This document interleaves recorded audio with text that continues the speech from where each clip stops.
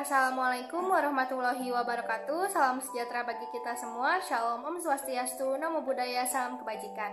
Perkenalkan, nama saya Fatika Aska Azahra dari kelas 12 MIPA 2. Pada video kali ini saya akan mengumpulkan tugas bahasa Indonesia mengenai materi menikmati cerita sejarah.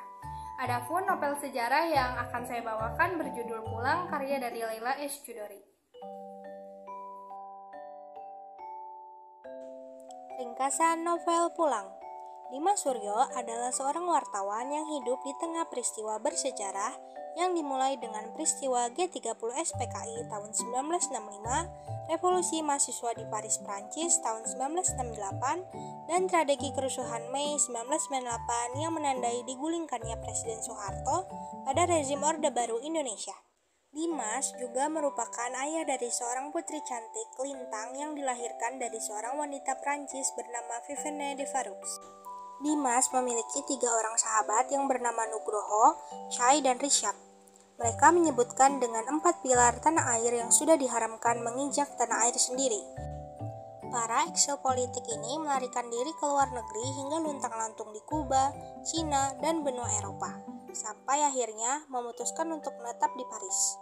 Mereka juga memiliki sahabat yang bernama Hananto, yang menikahi Surti Anandari, mantan kekasih Dimas. Hingga masa hidupnya Dimas tidak bisa melupakan Surti. Meski wanita ini telah melahirkan 3 orang anak bagi Hananto, yaitu Kenanga, Bulan, dan Alam. Meskipun tinggal di negeri orang, mereka tetap mencintai Indonesia. Dimas ayah yang jago masak, dan karena keahliannya, mereka mengelola restoran tanah air yang menyediakan makanan dan kegiatan yang mempromosikan Indonesia, yaitu sebuah restoran Rue Vaugirard di pinggir Paris. Melalui surat menyurat dan telegram, mereka terus memantau teman-teman di Indonesia yang harus menderita karena dikejar dan diinterogasi aparat. Mereka bertahan meski terbuang jauh di negeri orang, diburu dan dicabut paspor Indonesianya karena dekat dengan orang-orang Lembaga Kebudayaan Rakyat atau Lekra yang berafiliasi dengan PKI. Tinggal di negara yang asing ternyata tidak menyurutkan cinta Dimas Suryo dan kawan-kawan terhadap Indonesia. Buktinya, sejak kecil Lintang sudah dicekoki ayahnya dengan kisah-kisah wayang Ramayana dan Mahabharata. Belum lagi, literatur Indonesia di samping buku-buku lain yang juga dimiliki oleh Dimas. Tidak mengherankan jika putrinya yang bernama Lintang menyukai pemayangan. Dimas adalah sosok ayah yang bijaksana, namun mempunyai pendirian teguh yang diturunkannya kepada Lintang. Lintang tumbuh menjadi sosok yang bukan hanya cantik, tapi juga cerdas dan memiliki pemikiran yang tajam. Ada hal-hal yang mungkin tidak diketahui oleh Lintang mengenai sosok ayahnya dan mengapa ayahnya bercerai dengan ibunya. Surti adalah penyebab mengapa ayah dan ibunya bercerai, karena kenangan indah masa lalu yang tidak bisa dilupakan bersama sosok Surti yang cantik jelita. Seperti kenangan aroma cengkih dan kunyit sebagai simbol pengenang kisah cinta yang indah yang mereka rajuk di atas meja dapur. Sosok Surti adalah perumpamaan yang bukan hanya setangkai melati, namun dia adalah bintang terang di tengah malam. Dimas biasanya memberikan sepotong kertas berisi puisi atau potongan adegan drama. Dimas selalu tersenyum, begitu menggenggamnya, hingga menatap dan mendekatkan bibir ke telinganya dengan sebuah rayuan gombal. "Aku ingin bersamamu selamanya," ujar Dimas dengan penuh cinta. Hubungan Dimas dengan Surti berjalan seperti pemuda dan pemudi di masa itu yang penuh dengan kesantunan, bersahaja, manis, dan penuh dengan cinta. Mas Nugroho dan Mas Hananto adalah sahabatnya yang usil sekali menggoda berlagak meminjam gelas atau hanya sekedar membantu Dimas masak setiap kali Surti berkunjung bersama Rukmini dan Ningsi di kosan Dimas. Pernah Dimas cemburu karena Mas Hananto menggoda Surti, mengajak berkencan meskipun Surti menolaknya. Hingga sampai pada suatu hari, Surti mengundang Dimas untuk makan malam bersama keluarganya. Nampaknya keinginan Surti tak terbalas dengan manis. Surti yang mulai mengenal Dimas bisa membaca pikirannya, dan Surti meninggalkan kosan Dimas dengan bercucurkan air mata. Setelah undangan tak berbalas itu, Dimas sulit bertemu Surti. Dimas sibuk dengan ujian akhir dan Surti pun selalu menghindar di kampus. Hingga akhirnya Suatu hari Dimas berkunjung ke Pavilium Mas Hananto untuk meminjam kamus. Dimas mengetuk dan membuka pintunya. Dia mencium aroma melati yang sedang duduk dengan pelukan bahu kedua tangan Mas Hananto di ruang meja kerja. Dimas segera menutup pintu itu gedubrakan. Hatinya hancur, berdegup cepat. Nafasnya memburu sambil mengikrarkan sebuah sumpah yang tak akan lagi menginjakkan kakinya ke Pavilium Mas Hananto dan Nugroho. Menjadi wartawan, bagi Dimas adalah jalan profesi yang tidak bisa ditolak. Dia bergumam, wartawan adalah profesi yang memperlakukan kekuatan kata, sama seperti koki menggunakan kekuatan bumbu masakan. Tentulah sebagai seorang lelaki biasa yang patah hati, Dimas mencoba mengatasinya dengan cara klise. Dimas merasa semakin mual dan bodoh. Dengan semakin kisruhnya situasi di Jakarta, Dimas jarang melihat Mas Nugroho dan Hananto. Mereka adalah peliput peristiwa 17 Oktober 1952 sebagai pembantu kantor berita Nusantara. Bulan September 1965, Dimas dan Mas Nugroho adalah dua dari sekian banyak wartawan yang diundang menghadiri konferensi internasional Organization of Journalists di Santiago, Chile. Siapa yang sangka ternyata hari tersebut menjadi hari terakhir mereka tinggal di Indonesia. Meskipun sebelumnya Dimas merasakan keganjilan pada tingkah laku Mas Hananto di pekan sebelum keberangkatan menuju konferensi, prasangka Mas Hananto yang menuduh Dimas masih mencintai Surti adalah penyebab perkelahian mereka sehari sebelum keberangkatan dan menjadikan sebuah keganjilan Dimas. Pada kenyataannya, Dimas berangkat ke Chile demi Surti, wanita cantik yang dinikahi Mas Hananto. Mei 1968, terjadi revolusi mahasiswa di Paris. Dimas Suryo bertemu Vivien de Varoux, mahasiswa yang ikut demonstrasi melawan pemerintah Prancis dan menjadikannya seorang pendamping hidup. Hingga pada satu hari, Dimas menerima kabar dari Jakarta, Hananto Prawiro, sahabatnya ditangkap tentara dan dinyatakan tewas. Di tengah kesibukannya mengelola restoran tanah air di Paris, Dimas bersama tiga kawannya Nugroho, Chai, dan Richard terus-menerus dikejar rasa bersalah karena kawan-kawannya di Indonesia dikejar, ditembak, atau menghilang begitu saja dalam pemburuan peristiwa 30 September. Apalagi Dimas tidak bisa melupakan Surti Anandari, istri Hananto, yang bersama ketiga anaknya berbulan-bulan diinterogasi tentara. Pada Mei 1998, Lintang, putri Dimas Suryo dengan Vivien de Varoux, akhirnya berhasil memperoleh visa masuk Indonesia untuk merekam pengalaman keluarga korban tragedi 30 September sebagai tugas akhir kuliahnya. Bersama Segara Alam, putra Hananto, Lintang menjadi saksi mata kerusuhan terbesar dalam sejarah Indonesia, kerusuhan Mei 1998, yang menjadi cerita jatuhnya tahta pemerintahan Presiden Soeharto yang sudah berkuasa selama 32 tahun. Pada akhirnya, Dimas bersatu dengan tanah di Karet, Jakarta, yang menurut dia memiliki aroma berbeda. Tanah Karet tujuan pulang dan untuk perginya sang pengelana Dimas Suryo, 1930 sampai 1998. Situasi politik di Indonesia tak kunjung membaik. Munculnya para cendekiawan yang berasal dari generasi kedua masa Orde Baru menuntut adanya reformasi kepemimpinan Indonesia.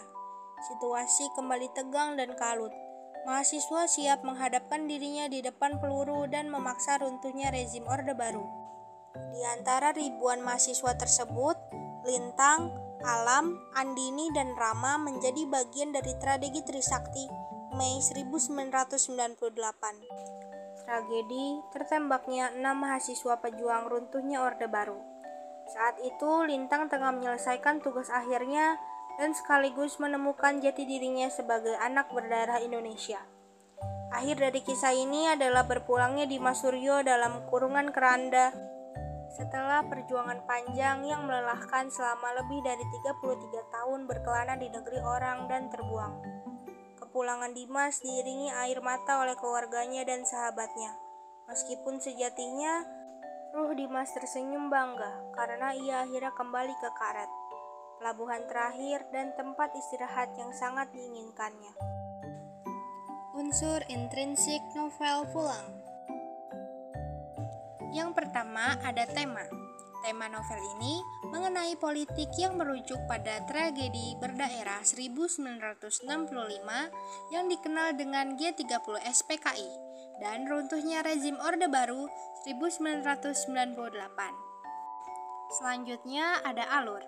Plot atau alur cerita yang digunakan adalah maju mundur dengan melalui flashback. Kita bisa melihat dari konflik yang disajikan Leila S. Chudori yang menyajikan berupa pembuktian melalui surat nyata dan penokohan yang begitu mendalam. Selanjutnya latar cerita. Latar cerita dibedakan menjadi 3. Yang pertama latar tempat, yang kedua latar waktu, dan yang ketiga latar suasana. Latar tempat novel Pulang dibedakan menjadi 5. Yang pertama Paris, yang kedua Jakarta Cahya Poto Jalan Sabang, yang ketiga Rumah Surti Anandari Jakarta, yang keempat Kantor Satu Bangsa Jakarta, dan yang kelima Kampus Trisakti Jakarta.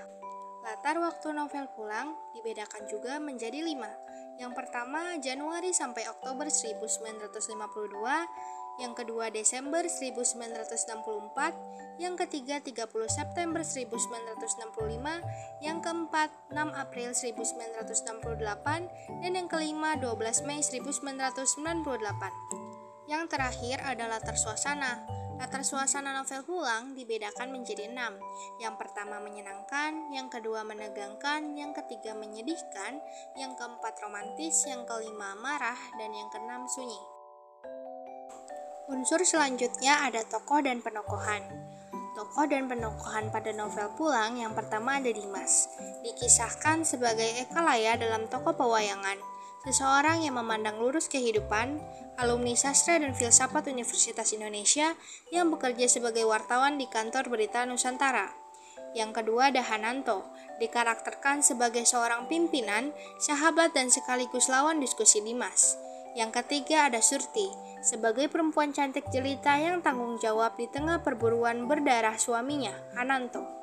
Yang keempat ada Nugroho Dewantoro, asal Jogja yang lebih senior, namun berprinsip egaliter dalam kelompok.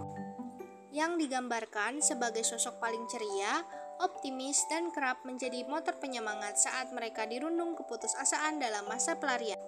Yang kelima ada Risyap. Risyap adalah tokoh yang berasal dari Sumatera dengan perawakan tubuh ideal dan berwajah tampan, yang digambarkan sebagai sosok paling lugu dan penurut. Yang keenam ada Chai Shin-soo, seorang tokoh Tionghoa yang paling apolitis dari semuanya. Yang ketujuh ada Aji Suryo, adik Dimas yang berbudi dan tulus, seorang lulusan ITB yang memilih hidup merunduk dan bekerja sebagai kepala laboratorium penelitian sebuah pabrik ban terkemuka. Yang kedelapan ada Vivienne de Varoux, wanita Perancis yang menjadi istri Dimas karena mengalami cinta pada pandangan pertama pada lelaki Asia yang ditemuinya di tengah ribuan masa aksi mahasiswa dan buruh dalam Revolusi Paris Mei 1968 di depan Universitas Sorbonne. Vivienne merupakan wanita cantik, pintar, peka, pengertian, dan juga tegas. Yang kesembilan ada Lintang Utara, putri tunggal Dimas dan Vivienne yang sangat cerdas. Hidupnya ditempa oleh nuansa sastrawi ayahnya dan nuansa intelektual ibunya. Dan yang terakhir ada Segar Alam, putra Hananto yang 10 tahun lebih tua dari Lintang. Tumbuh sebagai anak ekstapol yang penuh stigma, ia menjelma menjadi sosok pemuda yang sangat cerdas, kritis, dan keras dalam pendirian. Unsur selanjutnya adalah sudut pandang. Pada novel Pulang, penulis menempatkan dirinya sebagai sudut pandang orang ke-1 dan sekaligus orang ketiga, karena sudut pandang dalam novel ini berubah-ubah. Dan unsur yang terakhir adalah amanat. Novel ini mengajarkan sejarah masa lalu yang harus dihargai dan dijadikan sebagai kritikan untuk pemerintah Indonesia. Tokoh utama yaitu Dimas Suryo juga mengajarkan bagaimana menentukan pilihan dalam hidupnya sebagai suatu anugerah yang harus diperjuangkan, serta persahabatan, pengorbanan, dan kesucian cinta adalah gambaran amanat dari kisah tersebut. Unsur ekstrinsik novel Pulang. Unsur ekstrinsik yang pertama adalah biografi singkat dari Leila S. Chudori. Leila Salika Chudori lahir tanggal 12 Desember 1962. Adalah penulis berkebangsaan Indonesia, sekaligus berprofesi sebagai wartawan majalah berita Tempo sejak 1989 hingga kini. Leila menempuh pendidikan di Lester B. Pearson College of the Pacific or United World College, Victoria, Kanada, dan studi Political Science dan Cooperative Development Studies dari Universitas Trent, Kanada. Unsur selanjutnya adalah cerita di balik novel Pulang. Cerita di balik novel Pulang didasari oleh momen ketika Leila menganggap harus menulis saat ia usai sekolah di tahun 1988. Ia sekolah di Kanada dan pergi ke Eropa untuk bertemu ekskul politik di Paris.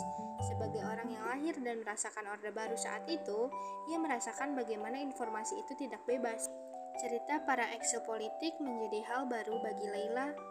Ia baru mengetahui ternyata ada belasan ribu orang Indonesia di Eropa yang tidak bisa pulang ke Indonesia karena peristiwa yang terjadi pada 1965. Selanjutnya ada nilai moral dari novel Pulang.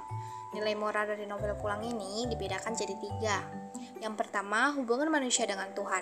Yang paling mendominasi adalah bersyukur kepada Tuhan. Yang kedua, ada hubungan manusia dengan diri sendiri.